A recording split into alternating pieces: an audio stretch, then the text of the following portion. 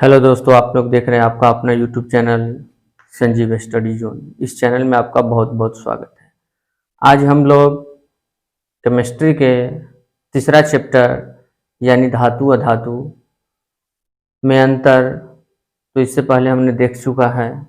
आज हम लोग कौन सा तत्व विद्युत धनात्मक होता है, कौन सा तत्व विद्युत ऋणात्मक होता है, इन सारी बातों को आज हम लोग देखेंगे। सैकिक विद्युत धनात्मक तत्व किसे कहते हैं, मॉडर्न पीरियोडिक टेबल में कौन सा वर्ग विद्युत धनात्मक है, कौन सा वर्ग विद्युत धनात्मक है या कौन सा वर्ग विद्युत ऋणात्मक है, इन सारी बातों को आज हम लोग देखते हैं। चलते हैं, देर न करते हुए मोबाइल स्क्रीन पर चलते हैं और देखते हैं। करा विद्युत धनात्मक तत्व, विद्युत धनात्मक तत्व जो तत्व आसानी से अपना इलेक्ट्रॉन का त्याग करता है। सब तत्व की बात हम नहीं कर रहे हैं, वैसा तत्व जो आसानी से इलेक्ट्रॉन का त्याग करे। अब त्याग करेगा तो कैसे करेगा, तो बाह्यतम कक्षा में जो उपस्थित इलेक्ट्रॉन होते हैं वही इलेक्ट्रॉन का त्याग भी करता है और वही इलेक्ट्रॉन का ग्रहण भी करता है।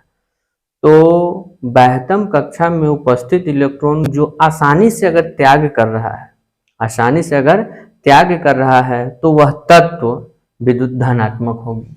जैसे सोडियम, पोटेशियम, रुबेडियम, सीसियम। तो आखिर देखते हैं यह किस प्रकार त्याग करता है। तो आप जानते हैं सोडियम का परमाणु संख्या 11 होता है। हमने बताया था बहुत सारे तत्व का इलेक्ट्रॉनिक विन्यास निकाल करके। आपको जब तक परमाणु संख्या याद नहीं होगा तब तक आप किसी भी तत्व का इलेक्ट्रॉनिक विन्यास नहीं निकाल सकते हैं। तो चलते हैं इलेक्ट्रॉनिक विन्यास निकालते हैं। इलेक्ट्रॉनिक विन्यास निकालने का एक रूल हमने बताया है एक वीडियो में, ऑफ बाउ सिद्धांत। ऑफ बाउ सिद्धांत यानी ऑफ बाउ प्रिंसिपल के हिसाब से, ऑफ बाउ प्रिंसिपल से आप किसी भी तत्व का इलेक्ट्रॉनिक विन्यास निकाल सकते हैं। तो वही हम अभी देखते हैं। 1s2, 2s2, 2p6, 3s1। पहला कक्षा, दूसरा कक्षा और तीसरा कक्षा। पहला कक्षा में 2 इलेक्ट्रॉन, दूसरा कक्षा में 8 इलेक्ट्रॉन और तीसरा कक्षा में 1 इलेक्ट्रॉन। तो जितने भी तत्व आप देखते हैं सब तत्व अपने बाह्यतम कक्षा में 8 इलेक्ट्रॉन पुराना चाहता है। तो इसके लिए वह इलेक्ट्रॉन का त्याग भी करता है और ग्रहण भी करता है। तो सोडियम एक ऐसा तत्व है जिसके बाह्यतम कक्षा में 1 इलेक्ट्रॉन है। तो 1 इलेक्ट्रॉन है तो इसे 7 इलेक्ट्रॉन और चाहिए। तो 7 इलेक्ट्रॉन तो कोई देगा नहीं, जल्दी दे भी सकता है लेकिन जल्दी नहीं देगा। तो इसके लिए यह क्या करता है, बाह्यतम कक्षा में 8 इलेक्ट्रॉन पुराने के लिए यह 1 इलेक्ट्रॉन का त्याग कर देगा। जो ही त्याग करता है तो जो ही त्याग करेगा तो इसके ऊपर प्लस हो जाएगा, Na+। मतलब यह 1 इलेक्ट्रॉन का त्याग कर दिया। अगर कोई तत्व इलेक्ट्रॉन का त्याग करता है तो उसके ऊपर माथा पर उतना प्लस होता है। जैसे मैग्नीशियम है तो मैग्नीशियम का परमाणु संख्या 12 होता है, तो 2 इलेक्ट्रॉन का त्याग करेगा तो Mg2+ हो जाएगा। ठीक इसी प्रकार से ये भी पोटेशियम, पोटेशियम का संकेत K होता है। पोटेशियम की परमाणु संख्या 19 होती है, 19।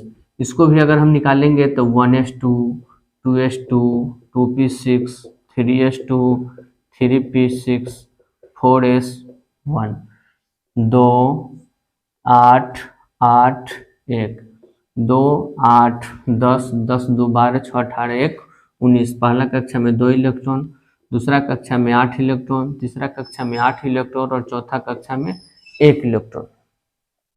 तो ये भी जो अंतिम कक्षा में जो उपस्थित 1 इलेक्ट्रॉन है यह इलेक्ट्रॉन को अपना त्याग कर देगा और त्याग करके यह धनायन में परिवर्तित हो जाएगा।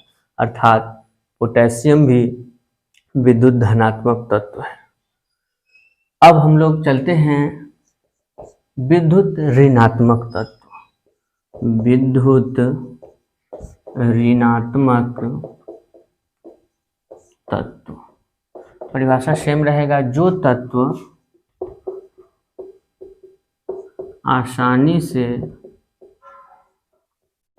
अपना जो तत्व आसानी से इलेक्ट्रॉन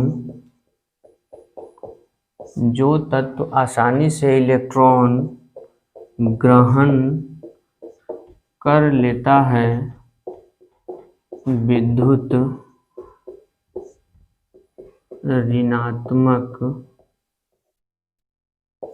तत्व कहलाता है। जो तत्व आसानी से उसमें ग्रहण करता था, मतलब त्यागता था। विद्युत धनात्मक होने के लिए इलेक्ट्रॉन को त्यागेगा और विद्युत ऋणात्मक होने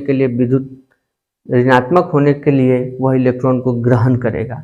तो देखते हैं, जैसे chlorine, fluorine, bromine, iodine. Chlorine का परमाणु संख्या आप जानते हैं 17 होता है। कितना होता है?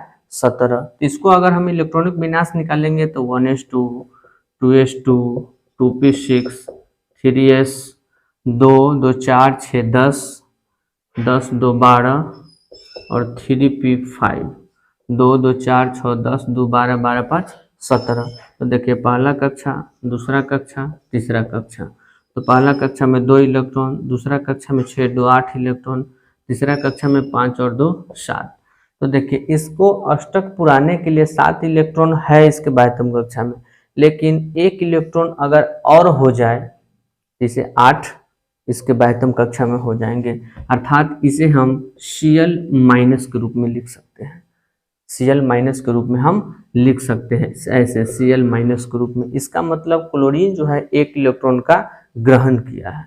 वही फ्लोरीन भी है, 1 इलेक्ट्रॉन ग्रहण करेगा, क्योंकि इसका परमाणु संख्या होता है 9। अगर 1 इलेक्ट्रॉन और आ जाएगा तो इसके बाह्यतम कक्षा में 8 इलेक्ट्रॉन हो जाएगी और इसका कुल परमाणु संख्या 10 हो जाएगी, अर्थात नियोन जैसी संरचना प्राप्त कर लेगी। नियोन एक अक्रिय गैस है। कोई भी तत्व का सोच होता है से हम अक्रिय गैस जैसी संरचना प्राप्त करें और मेरे बाह्यतम कक्षा में 8 इलेक्ट्रॉन हो जाए।